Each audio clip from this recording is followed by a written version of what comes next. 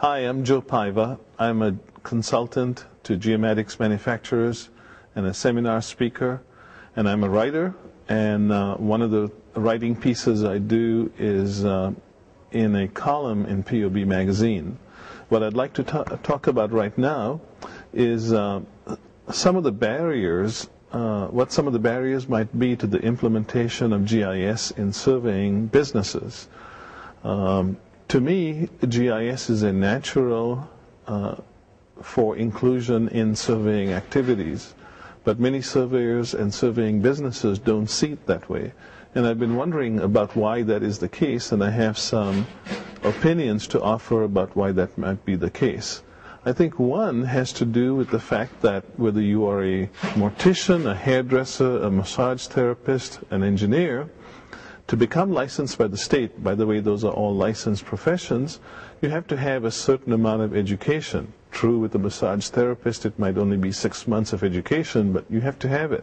You have to understand things like anatomy.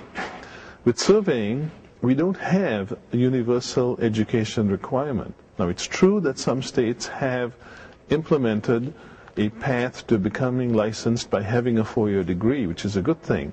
Some states have made it the only way to become licensed, but there are many states where there are alternative options, some of which don't involve any education at all. And I really think that that tends to degrade the overall quality of the profession and is one of the barriers, because what you learn in college is not just a trade, but a way of thinking, and I really think it has a huge effect. Something else that I think happens in surveying, perhaps partly because of this apprenticeship method of becoming licensed, is the resistance to be collaborative in your businesses.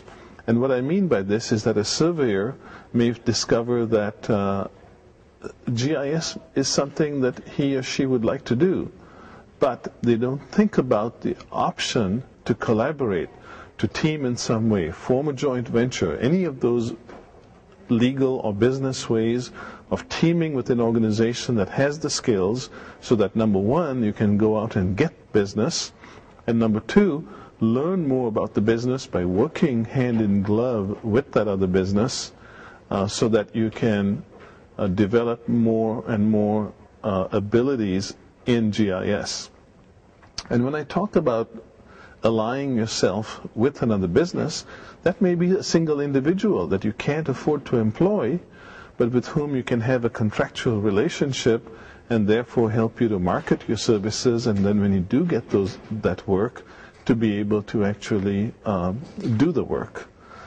Yet another area that I think surveyors suffer from that tend to be a barrier to integrating GIS into surveying businesses is what I call lack of vision. It's lack of vision in figuring out how surveying and GIS dovetail with each other in magnifying the business opportunities. To me, a surveyor is often thinking of him or herself as simply a property boundary surveyor.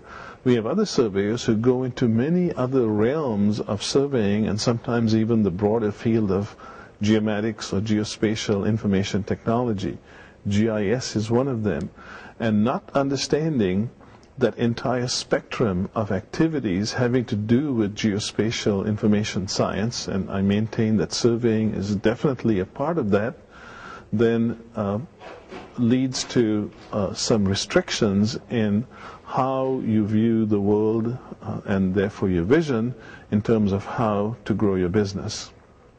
Then you could add to that the reluctance when it is time to add personnel, to look for personnel who might be multidisciplinary and have perhaps some GIS background or education, perhaps both, as part of the resume that they bring to the job.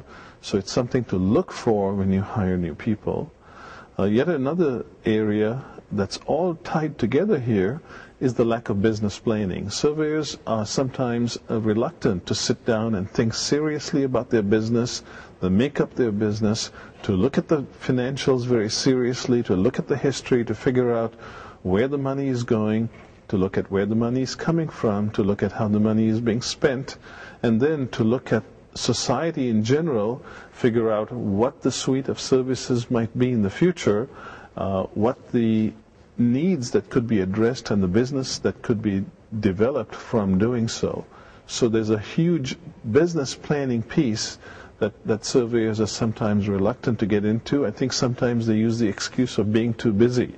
But quite frankly, I think it's an excuse that is sometimes relied on a little bit too much, and it tends to restrict the amount of growth and the number of opportunities that the surveyor can take advantage of. And so those are some of the areas that can be having an effect of preventing a surveyor from getting involved in GIS as part of his or her surveying business.